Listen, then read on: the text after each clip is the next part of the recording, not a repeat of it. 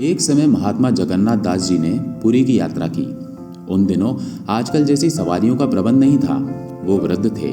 गिरते पड़ते चलते फिरते किसी तरह वो पुरी पहुंचे। जलवायु बदला, भोजन का भी ठीक से प्रबंध नहीं हो सका। अजीर्ण रोग ने आ घेरा। जहां तक हो सका सावधानी करते रहे, पर साधु का कहाँ ठौर ठिकाना। जो मिला उसी से उधर पूर्ति कर ली। जिसने आदर सहित बुलाया उसी की भिक्षा ग्रहण कर ली। कभी मंदिर से प्रसाद पा लिया। कुछ दिन बाद ही उनको दस्त लगने लगे। जब तक साधारण स्थिति रही सहन करते रहे। बाद में रोग बढ़ जाने पर समुद्र के किनारे चले गए और वहीं एकांत में पड़े रहे। दस्त में कमजोरी आती ही है। बूढ़े थे, बेहोश हो गए। कपड़ों में ही मल मूत्र करने लगे। मक्खियां भिनभिनाने लगी। जो आता दूर से ही देखकर लौट जाता।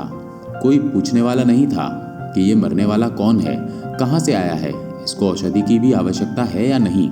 महात्मा जगन्नाथ दास जी की ऐसी दीन दशा देखकर प्रभु जगन्नाथ को दया आ गई। भगवान जगन्नाथ 10 वर्ष के बालक का रूप धारण कर अपने भक्त के समीप पहुंचे। उनके कपड़े बदले, उनको अपने कर कमलों से शौच कराया। मल मूत्र के वस्त्रों को ले जाकर समुद्र में धोया, धूप में सुखाया। जब तक वो कपड़े भी खराब हो गए। अब उन्हें फिर बदला और धोया सुखाया। कई दिन व्यतीत हो गए। जगन्नाथ दास जी को कुछ खबर नहीं थी कि मेरी सेवा कौन कर रहा है।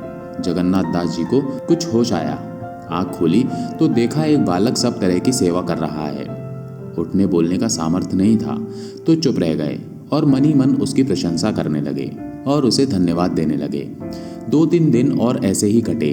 अब शरीर में थोड़ा बल आया। महात्मा जगन्नाथ दास जी उठे, सहारे से घिसटते जल तक पहुंचे।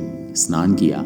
शुद्ध धुले हुए वस्त्र जो लड़के ने पहले से ही तैयार कर रखे थे बदले। भजन और नित्य कर्म का सामर्थ्य नहीं रहा। एक शुद्ध स्थान पर वृक्ष तले आकर लेट गए। बच्चा कहीं से जलपान ले आया। वो खाया और आराम करने लगे। ऐसे ही कई और दिन बीते। अब जगन्नाथ जी का स्वास्थ्य ठीक हो चला है। वो चलने फिरने लगे हैं। दस्त बंद हो गए। भूख भी लगने लगी। कुछ खा भी लेते हैं, पर अभी वो पूरी तरह से निरोगी नहीं हुए। निर्बलता बाकी थी, लेकिन संध्या नियम उनका शुरू हो गया। प्रातः काल का समय था। भक्त जी स्नान कर पूजा करने बैठे थे। ध्यान में डूब गए। मस्ती छा गई। तन बदन भूल गए। सुध बुध जाती रही। उस दशा में बालक के शरीर में उनको भगवान के स्वरूप के दर्शन हुए। महात्मा जगन्नाथ दास जी घबरा गए। आंखें खोल दी, रोने लगे और जल्दी से उठकर अपने सेवक बालक के चरणों में लौट गए। जगन्नाथ दास जी क्षमा याचना करने लगे। तरह तरह की विनती करने लगे। प्रभु, इस साधारण से मनुष्य के लिए आपने इतना कष्ट उठाया। माता की तरह मलमूत्र साफ किए। इस पापी को मर जाने देते। इस अपराधी को दुख झेलने देते। ये दुष्ट इसी योग्य था कि इसे दंड मिलता। आपने क्यों इतनी दया की? क्यों इसकी खबर ली? अब इसका प्रायश्चित मैं कैसे करूं? इसका बदला मैं कैसे चुकाऊं? किन शब्दों में आपकी विनती करूं? मैं कर्तव्य विमूढ़ हो रहा हूं। क्या करूं कुछ समझ नहीं आ रहा। हे जगतपति, क्षमा करो, क्षमा करो। हे हरि, आप सर्वशक्तिमान हैं, सर्वोपरि हैं। आप चाहते तो दूर रहते हुए भी इस व्यथा को दूर कर सकते थे। आप वैकुंठ में बैठे हुए ही एक दृष्टि से इस विपदा को काट सकते थे। यहाँ क्यों पधारे? क्यों इस दास के लिए इतनी चिंता की? प्रभु बोले, हम भक्तन के, भक्त हमारे। प्यारे जगन्नाथ, मुझसे भक्तों के दुख देखे नहीं जाते। मुझसे उनकी विपत्तियां नहीं सही जाती। मैं भक्तों को सुख देने के लिए सर्वदा तैयार रहता हूँ। मैं उनके लिए सब कुछ कर सकता हूँ। इसमें मुझको आनंद आता है। ऐसा करते हुए मुझे खुशी होती है। मैं भक्तों से दूर किसी और स्थान पर नहीं रहता। मैं सदा उनके समीप ही रहता हूँ। उनके स्थान में ही चक्कर लगाया करता हूँ। तेरा कष्ट मुझसे सहन नहीं हो सका। मैंने प्रकट हो तुझे आराम पहुँचाने की कोशिश की। इसमें कोई बड़ा काम मैंने नहीं किया, केवल अपने कर्तव्य का पालन किया है। भगवान ने आगे कहा, प्रेम सब कुछ करा लेता है। तू मुझे प्यारा है, इसलिए मैंने ऐसा किया है। इसलिए तू किसी प्रकार की चिंता मत कर। हाँ, एक बात जो तूने कही कि वहाँ बैठे हुए ही इस रोग को दूर कर सकते थे, सो मेरे प्रिय भक्त, ये मेरे अधिकार से बाहर की बात है। प्रारब्ध का भोग अवश्य भोगना पड़ता है। कर्म बिना भोगे नहीं कटता। ये प्रकृति का नियम है।